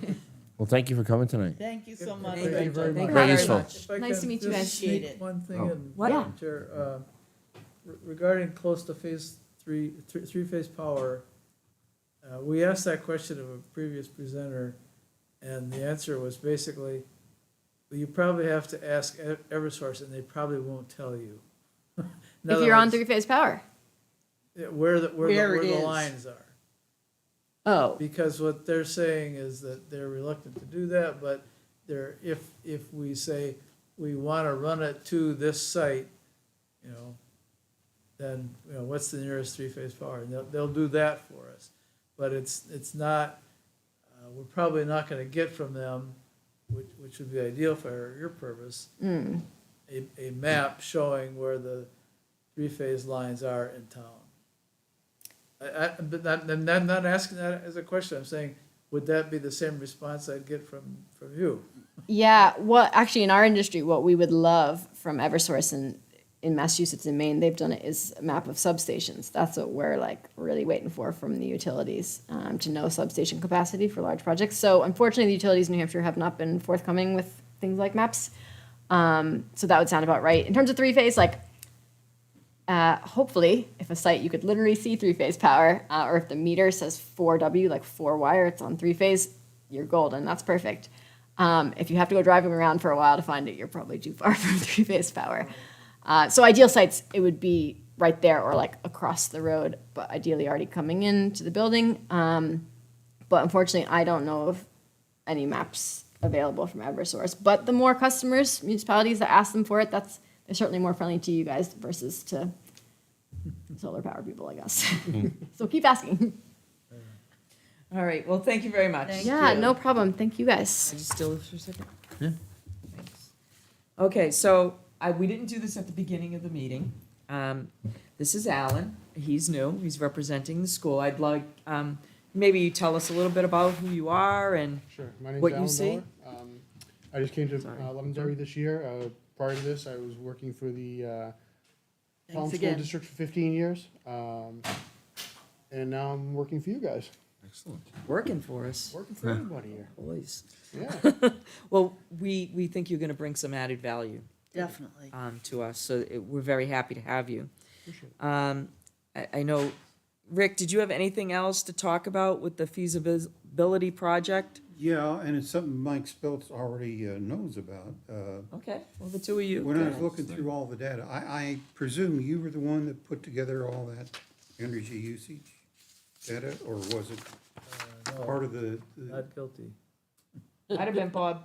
No, well, gentleman that never made it to our meetings, put that together and sent it to us on an email. Oh, he couldn't be on our board anymore, that's why we have an open seat. Kevin Foley? Yeah. He put It that doesn't, together. doesn't matter. Yeah, I was saying- I was looking through all the data, Yeah. Okay, and I saw some bills from Eastern. And Eastern is a propane company, there's 5 sites in town that are heated by propane. And I said, well, I'll bet those rates are really high.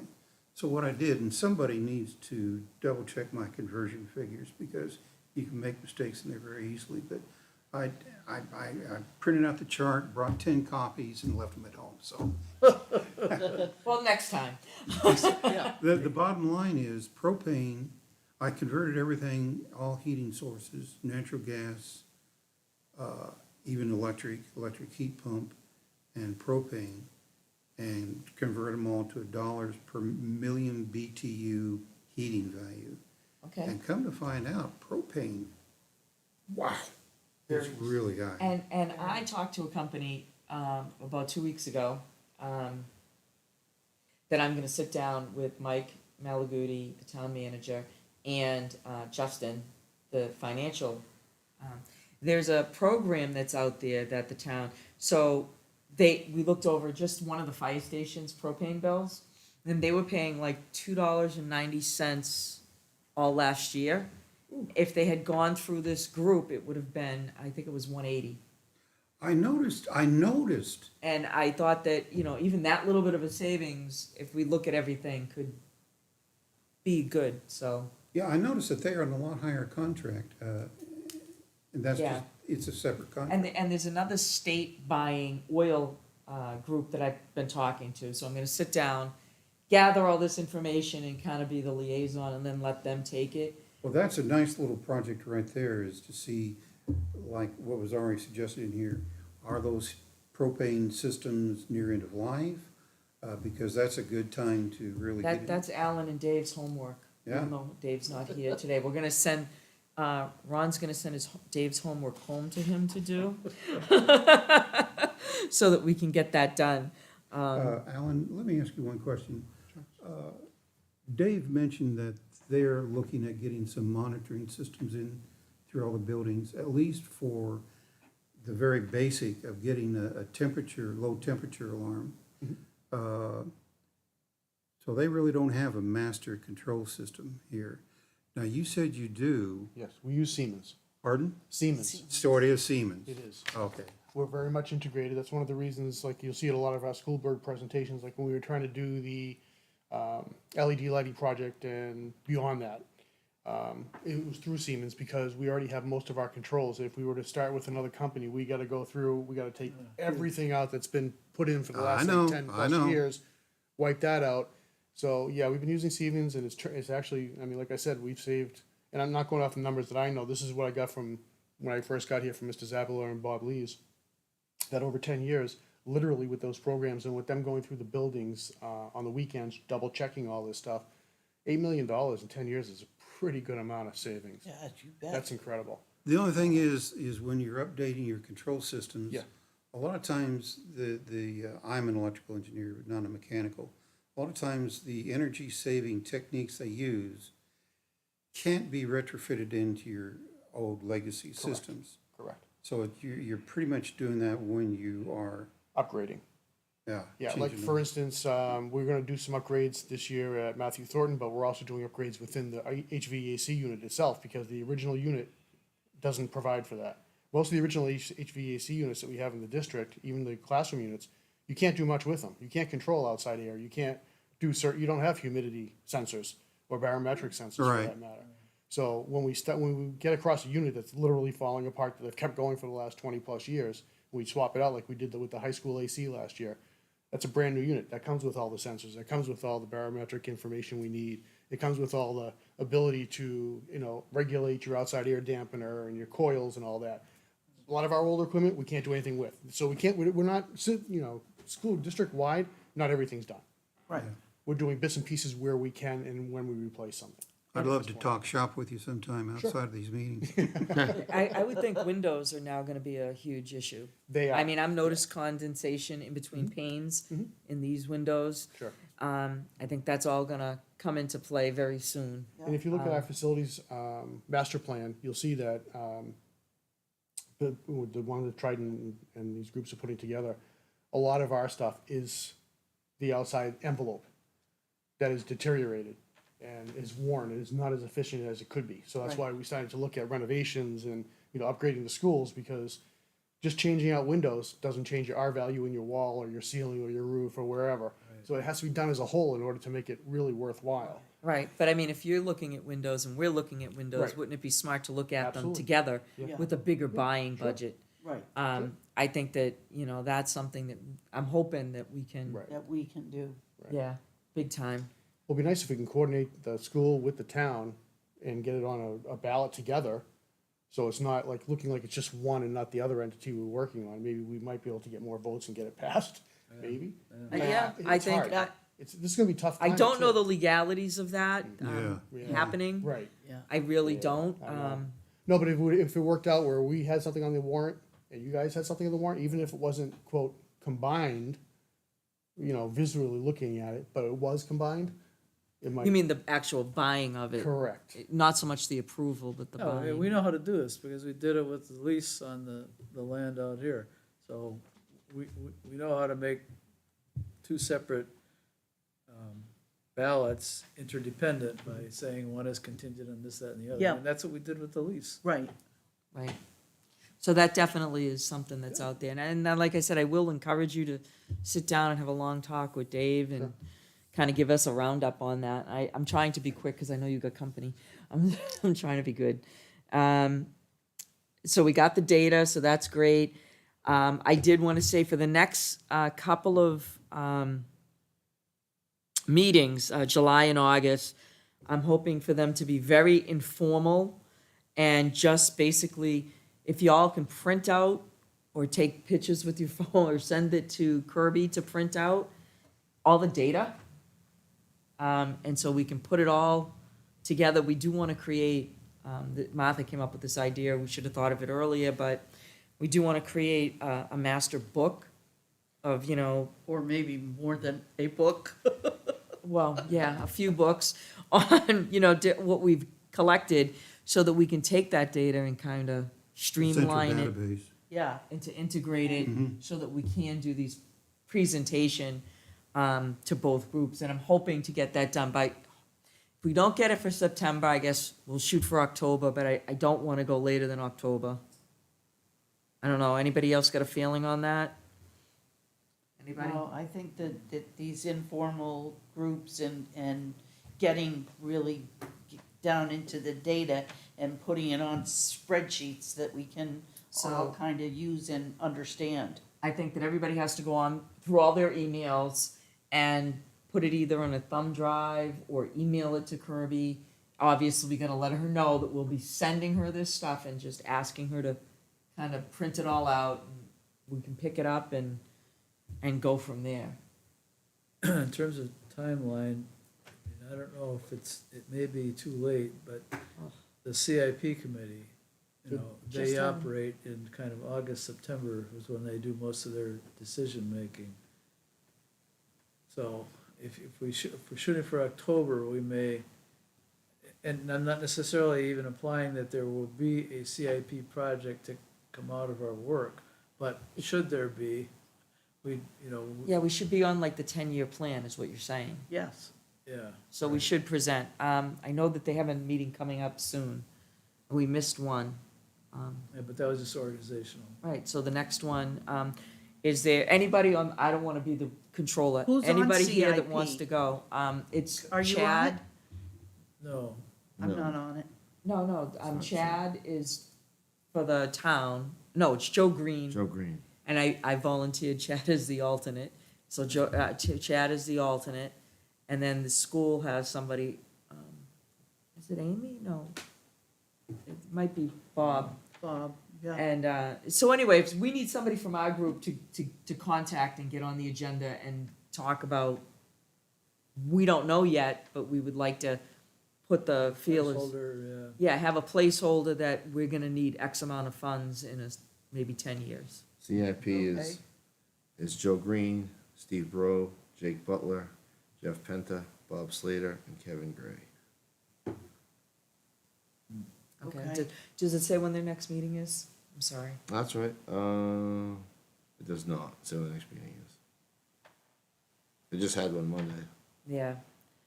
All right, so we'll just have to keep an eyeball out for that. And who from this Ryan. group? CIP committee, it says August 2nd. August 2nd.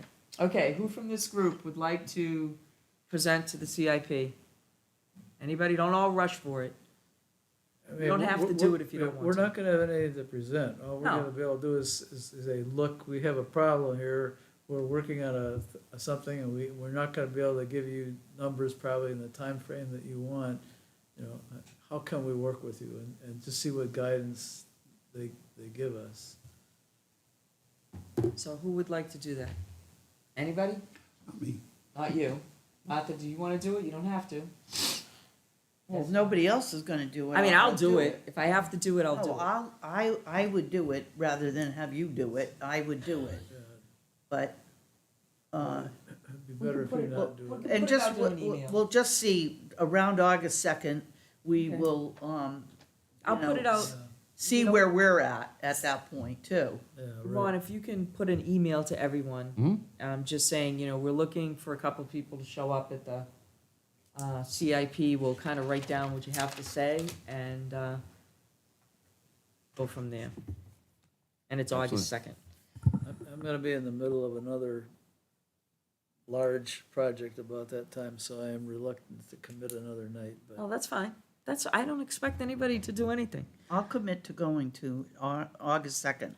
I'll go to it. day We'll- is that? I'll just Monday? have to see where we're at that point. They're To typically see where, pretty short. I what will I confirm say. the date. I'll We just- don't really need to have anything confirmed or done. We just need to say, I know, but we don't even have to have a dollar amount. We just gotta say, it's possible that we could be meeting a budget, a Right. large budget in the next 5 to 10 years.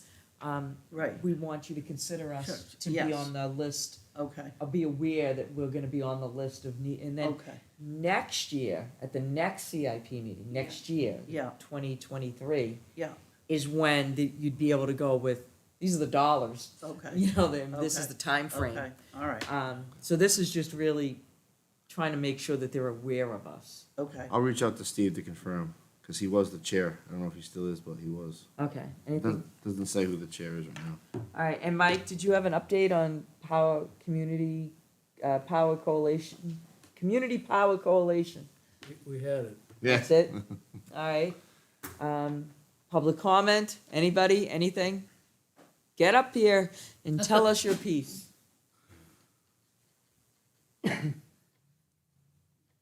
I just had a question. Doesn't North Station Can you speak have, up, Ann? I can barely hear you. doesn't North Station have a solar array? Am I dreaming? Maybe North School? North, the fire station. Up by the SAU, Pardon? up by our SAU? Yeah, I don't believe it does. they don't? Okay. No. I- Not that I'm aware of. I haven't seen it myself. I mean, I could take a look next time I drive past, but I haven't seen anything so far that I've noticed. Okay, thanks. Oh, another thing we need to do is have a couple of representatives go to the Heritage Commission and talk to them in their opinion of solar arrays on buildings. I mean, I'll do it, I don't care, but that's something we're gonna have to do. We have to get put on their agenda? Yeah. All right, I'll go Well, if with they're you. on flat roofs, you can't see them anyway, so, But you still probably should tell them these are things that we're thinking of. that we're thinking of, yep. And She did present to us slanted roof also. Yeah, I mean, these buildings are slanted. These are all slanted here that she presented to us. yeah, I know, but I'm saying, but it's not all flat. no, I know. Yeah, okay, but we're not for the thing. Oh, no, I'm saying schools would be flat. But that was something that I heard about the town buildings when they laid it out before for them. Yeah. They did a lot of work. The revision people did a lot of work with the town. All right, so, the minutes, did everybody have a chance to read them? Any changes or anything? Oh, I thought Don't they bring were it back good. on any changes. Okay. I make a motion to accept the minutes. I'll second it. Okay, motion made and seconded, all in favor? Aye. Opposed? Okay, minutes are accepted. Excellent. Next meeting, July 14th. The next meeting would be July 14th. It will be a casual meeting. I'm gonna try to do it upstairs in the round table so we can actually put data on the table and look at it instead of wrenching our necks to. I'll just let you know, I will not be in town that week. that we. Okay. So just.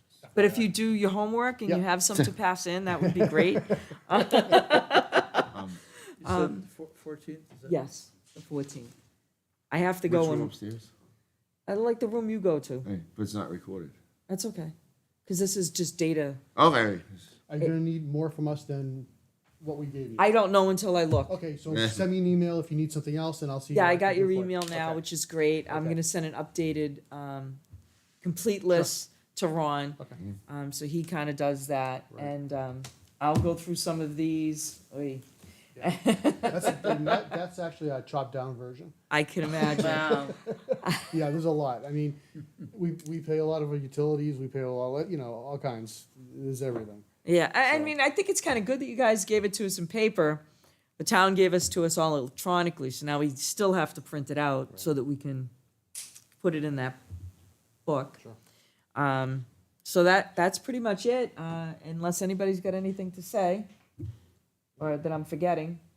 No, but when we're gonna start talking about this data, are we gonna divvy it up somehow? Or how are we going to, what are we gonna just put a bunch of paper on the table and? Well, first we'll put the paper on the table, and then we'll divide it into areas. Here are the solar areas, here's all the bills, here's the aggregate stuff, and then see who wants to handle what. And then eventually, all of that will get into one. Okay, okay. So we have to take what we have, divide it, right? And then take that information and go through it and each pile and then bring it down.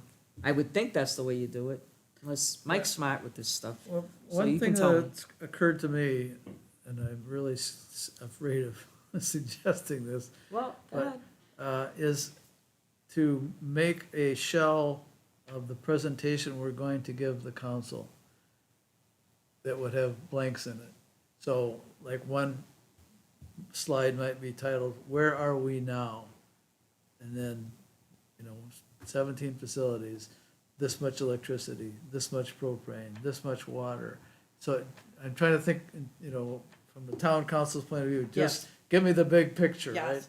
So, and then once if those look like that's the right things to be saying, then we have to go fill in the blanks, Go through all that data. how much electricity Yeah. is there, how much propane are we, and go through those things, and then, so it would, I'm hoping it would only be 3 or 4 slides, but they would tell that story, and then another one might be, what are potential actions or savings, photovoltaic, might cost you this much, or there might be options 1, 2, 3, but, very high level, so.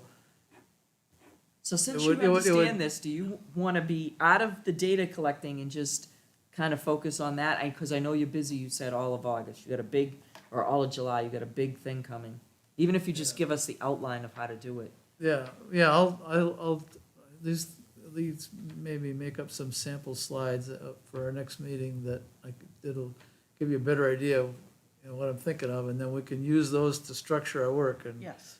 you say, okay, Rick, here's slide number 2.A, you need to, fill the blank in for that. And Right. then, Mike, you're gonna do this one, and, whatever, we'll divide it. That sounds like a I great think plan. that's a good idea, very, very you think? sound.